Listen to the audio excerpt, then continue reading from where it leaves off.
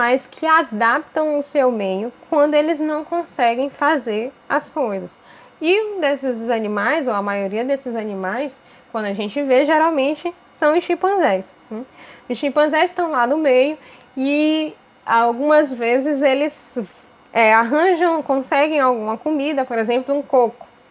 Outro dia passou uma reportagem, eu vi uma reportagem que o chimpanzé tinha, por exemplo, feito um instrumento, lapidado uma pedra para quebrar um coco para ele comer, o que tinha dentro do coco.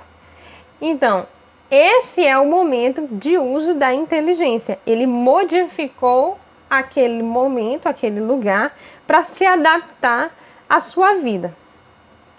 Ele utilizou da inteligência. Alguns outros animais também possuem inteligência e linguagem. Os próprios chimpanzés, são os próprios primatas.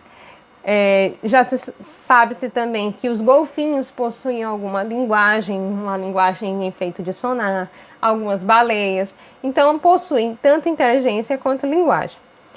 A inteligência distingue-se do instinto pela flexibilidade, pois as respostas variam de acordo com a situação e também de animal para animal. Tanto que os chimpanzés mais inteligentes são os únicos a realizar a proeza de encaixar, por exemplo, um bambu no outro, ou de fazer uma adaptação de instrumento para poder comer. Portanto, os comportamentos descritos dos animais não se comparam à resposta instintiva, de simples reflexo, para tratar-se de atos de inteligência de invenção. Então, no instinto não existe invenção. Ele sempre age da mesma forma. Já na inteligência, sim, o animal tem a capacidade de inventar outros tipos de coisas. A linguagem. A linguagem é o limiar do humano. Os animais têm um certo tipo de linguagem, como eu citei, chimpanzés, golfinhos, baleias. Por exemplo, por meio de uma dança, as abelhas indicam umas às outras onde acham o pólen. Então, uma espécie de linguagem. Ninguém pode negar, por exemplo, que o cachorro expressa emoção por sons, que nos permitem identificar o medo, dor e prazer. Quando abana o rabo ou rosna, entendemos que isso significa. E quando lhe dizemos vamos passear, ele nos aguarda alegremente junto à porta. Então, a maioria dos animais, ou todos os animais, eu diria, possuem linguagem. Qual é a diferença? Alguns possuem instinto e linguagem, porque eles não modificam as suas ações, e outros possuem inteligência e linguagem, porque eles conseguem ou são capazes de adaptar o seu meio para sobreviver. No exemplo de abelhas, estamos diante de uma linguagem programada biologicamente, idêntica em todos os indivíduos da espécie. No segundo exemplo, que é o do cão, quando o cão rosna por instinto, mas entende seu dono pela inteligência, mediante aprendizagem por reflexo condicionado. Então, o cão, o gato e outros animais que são condicionados, eles entendem, eles aprendem ou eles entendem por instinto condicionado, eles têm uma aprendizagem condicionada. Então, seria mesmo apenas isso, essa ideia do condicionamento? Para entender a linguagem animal, foram feitos alguns diversos experimentos com animais superiores, como os chimpanzés. Já na década de 60, o casal de psicólogos Robert e Beatriz Gardner, sabendo que o chimpanzé não fala porque não dispõe de aparelho fonador adequada à reprodução da linguagem oral, recorreu à linguagem de sinais dos deficientes auditivos. Realizaram, então, a façanha de ensinar de 100 a 200 expressões a chimpanzé Achui, que foi capaz de formar frases com sujeito e predicado para pedir água, comida ou brinquedo. Então, a gente já viu isso, por exemplo, até em alguns filmes. Alguns chimpanzés falarem por línguas de sinais. Lá no planeta dos macacos, o atual, não o antigo. O macaco César, né? O chimpanzé César, ele fala por língua de sinais. Depois, e aí é uma ficção, e a gente entende que depois o César, ele consegue falar, né? Mas isso já está comprovado que não é possível. porque os primatas não possuem o mesmo aparelho fonador que o nosso, seres humanos, para serem capazes de falar. Então, no entanto, mesmo que identifiquemos nas respostas dadas pelos animais associações semelhantes às realizadas por humanos, trata-se de uma linguagem rudimentar, que não alcança o nível de elaboração simbólica de que somos capazes. Portanto, a linguagem humana é um divisor de águas entre a natureza humana e a dos animais. Então, não é só falar que identifica a pessoa enquanto humano, porque aí a gente poderia cair na ideia de que e as pessoas que não falam, se comunicam por sinais, elas não se comunicam? Sim, é uma linguagem. Então não é isso, é a capacidade de interpretar os sinais e elaborar novos sinais. E também, ainda assim, modificar esses sinais para uma outra compreensão que não somente como lhe foi ensinado. Então, a linguagem humana é um divisor de águas. Somos seres que falam a palavra e encontram-se no limiar do universo humano, como veremos nas próximas ideias a seguir. Então, a ideia da linguagem não é somente a fala, mas a ideia de passar o que eu quero falar. Às vezes o chimpanzé pode até entender ou pode até aprender as línguas de sinais, mas ele é limitado. Por exemplo, se ele aprendeu de 100 a 200 sinais para se comunicar em língua de sinais, ele pode até entender, mas ele não é capaz de, por exemplo, e aí a gente sabe que as línguas de sinais se modificam com o tempo, todo o tempo, ele não é capaz, por exemplo, de modificar ou de inventar novos sinais para que haja uma nova comunicação. Então, passando essa ideia das relações humanas, do comportamento humano, do instinto, da inteligência e da linguagem, vamos trabalhar agora a ideia do agir humano. Como se dá o agir humano? A linguagem humana intervém como forma abstrata que nos distancia da experiência vivida e nos permite reorganizá-la em outro contexto, dando-lhe novo sentido. É pela palavra que nos situamos no tempo, para lembrar que ocorreu no passado e antecipar o futuro pelo pensamento. Se a linguagem, por meio da representação simbólica, e aí vamos lembrar, a linguagem não é somente a ideia da fala, mas é uma representação simbólica daquilo que eu quero passar para o outro, daquilo que eu quero comunicar para o outro.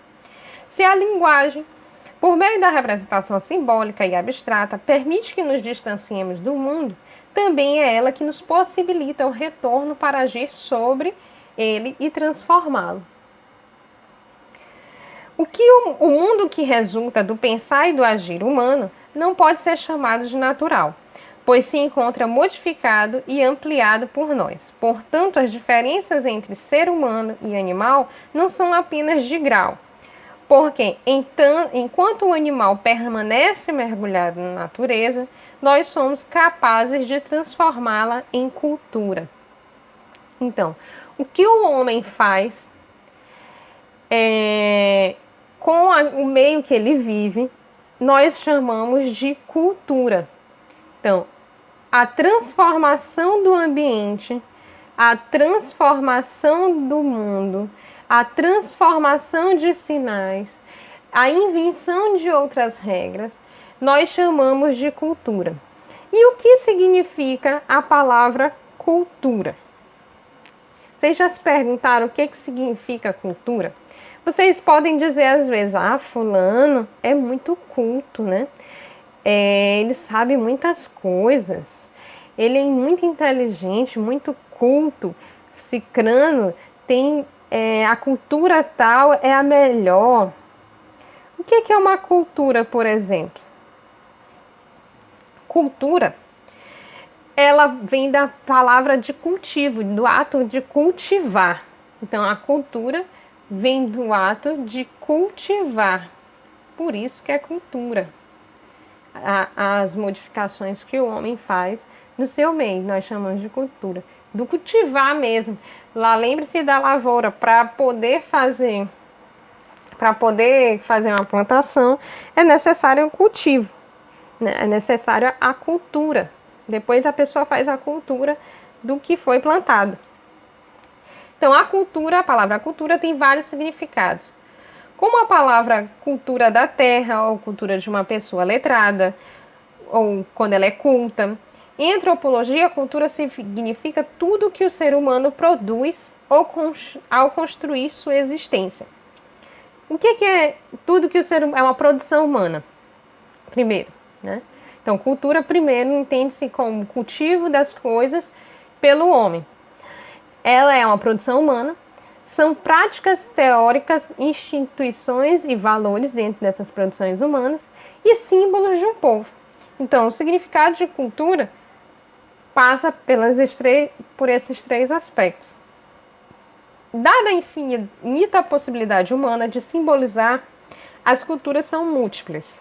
E aí a gente já percebeu isso.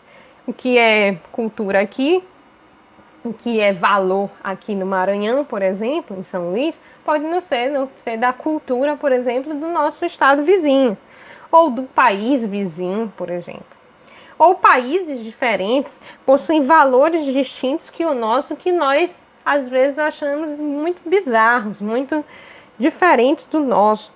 E eles, assim, também acham os nossos. Então, as culturas são múltiplas. Variam as formas de pensar, de agir, de valorar. São diferentes as expressões artísticas, os modos de interpretação do mundo, tais como o mito, o senso comum, a filosofia ou até mesmo a ciência. Vale lembrar que a ação cultural é coletiva, não existe cultura de um homem só. A ação cultural é dada no coletivo. Então, não existe cultura de um homem só, ela é coletiva. Não esqueça. Não tem como ser cultura de uma só pessoa. Essa pessoa não vai inventar uma cultura. É uma cultura porque ela é de várias pessoas.